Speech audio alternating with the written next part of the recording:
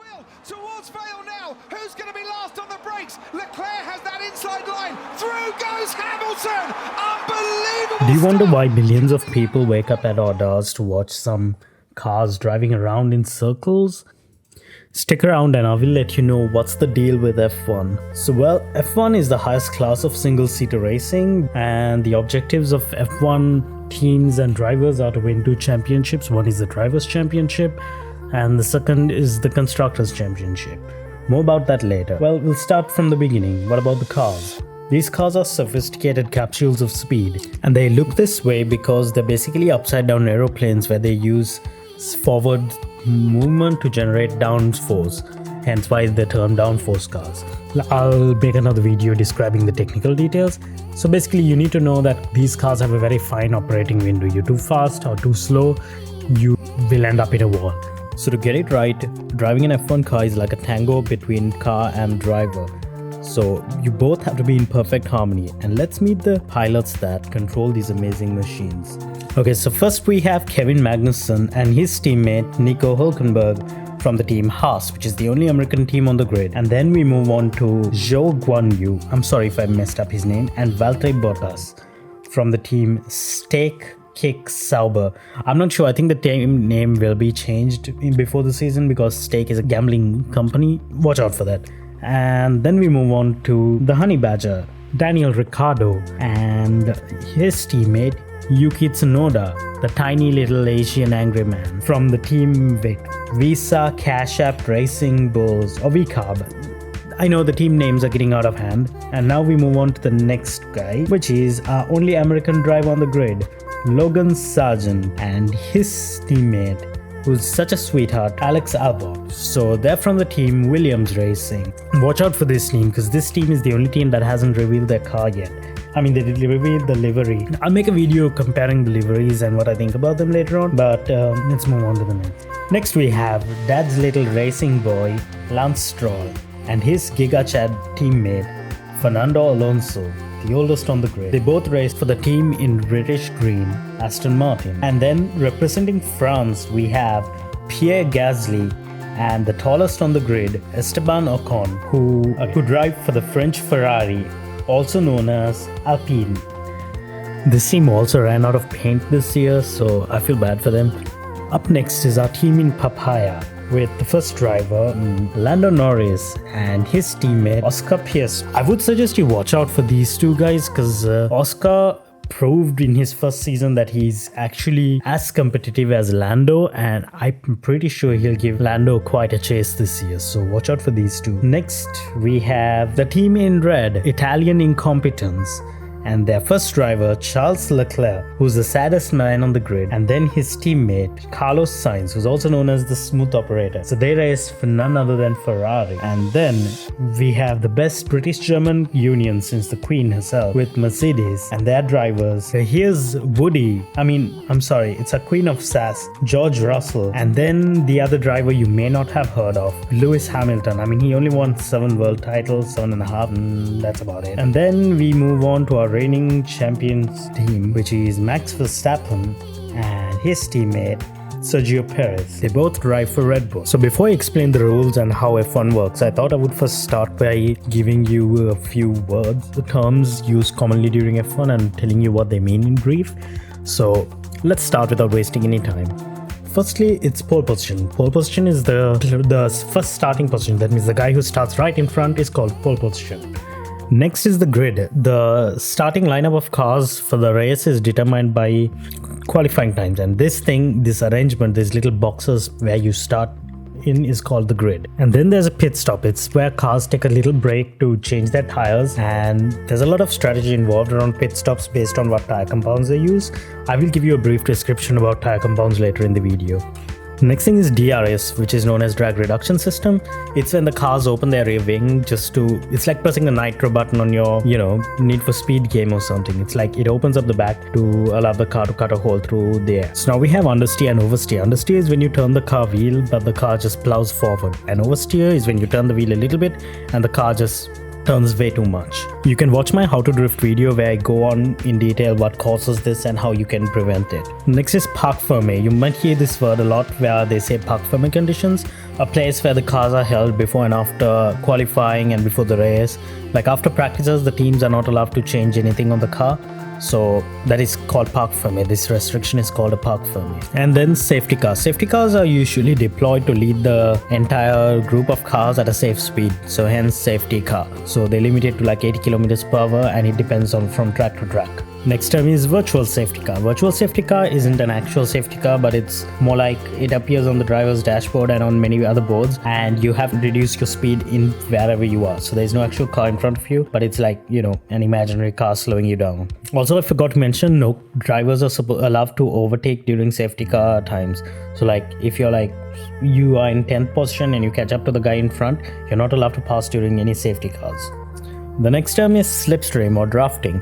So slipstream is when you follow a car really close and you see they have like a pocket of air. It's basically an empty hole. You can follow cars behind there to get a little more speed where you have less wind resistance. And then there's a thing called dirty air. You might have heard this. This is when you follow a car and all their hot air comes and gets into your cooling, and it makes it very difficult. You don't have grip and your cooling systems don't work. So that's why it's quite risky following cars as well when there's dirty air. So the next term is a chicane. Chicane is a series of tight turns alternating left and right. It's usually on a straight section of a track, and they're used to, like, you know, slow cars down for safety purposes. And then we have podium. The top 3 finishers in a race is celebrated on a place called a podium. That's where the trophies are presented, and the drivers often celebrate by spraying champagne. The other term is a monocoque. Monocoque is a single piece of shell, basically. It's like the main part which forms the car chassis. And usually every road cars have it. So the monocoque is like the base where the car is built around. So now I'll help you understand how the points are avoided. There are 2 championships in the F1 calendar. One is the Drivers' Championship, second is the Constructors' Championship, as mentioned previously. The Constructors' Championship is basically how much points the team gets in total, and the Drivers' Championship is where the driver alone accumulates his own points. So drivers collect points during the race where they achieve 1 extra point for the fastest lap, and then after that, from finishing 1st to 10th, they get points distributed between 25 points for the 1st and 1 point for the 10th. And on sprint races, it's kind of different. It's 8 points for the 1st and then 1 point to the 8th, and no points thereafter. So all of these points add up every weekend, and it tallies for the Drivers' Championship and the Constructors' Championship. So like you might hear some teams use the term saying finish in the points.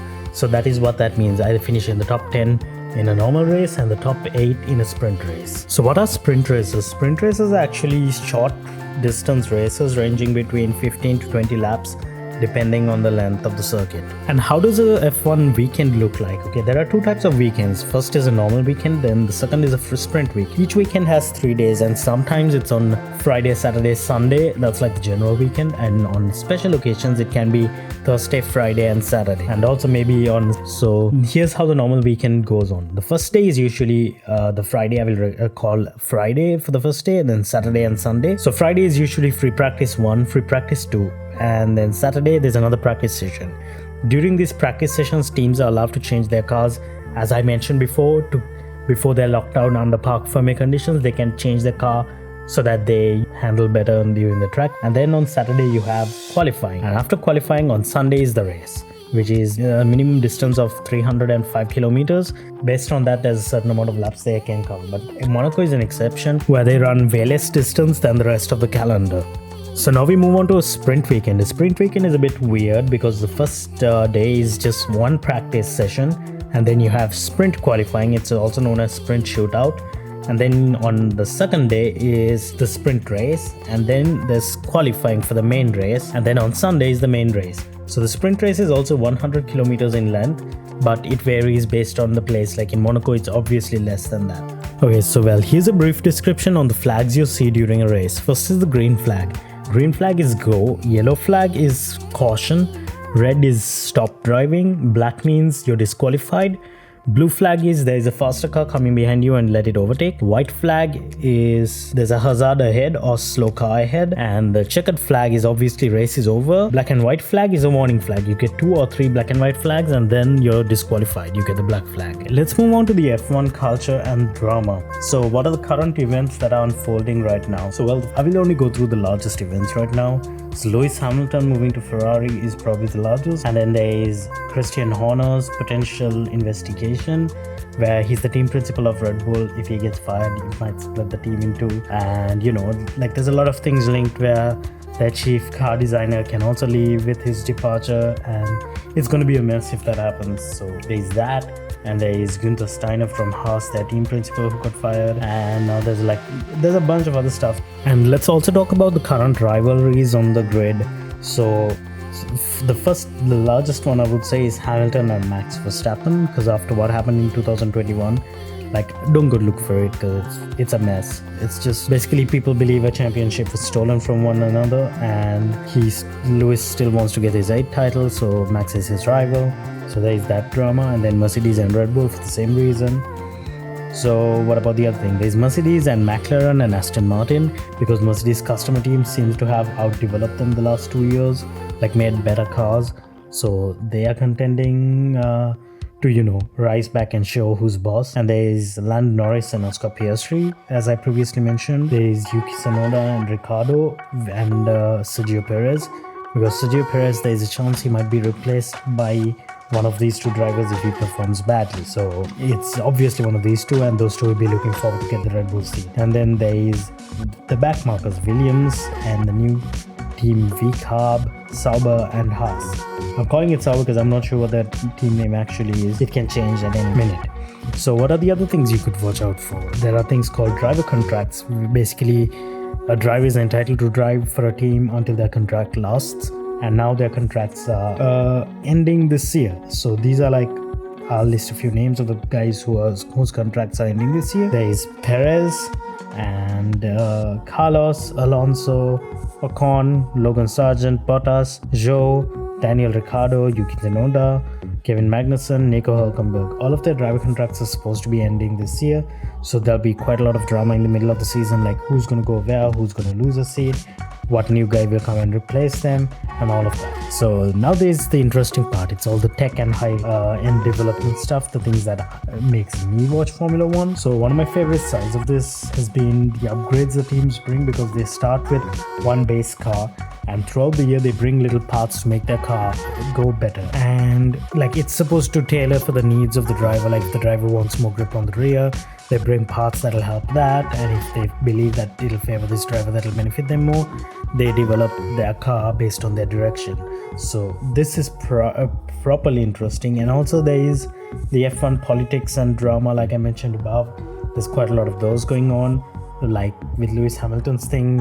Which driver are they going to favor? Like if George Russell wants a car that oversteers, Lewis Hamilton wants one that understeers. Whose direction are they going to be developing the car and whatnot?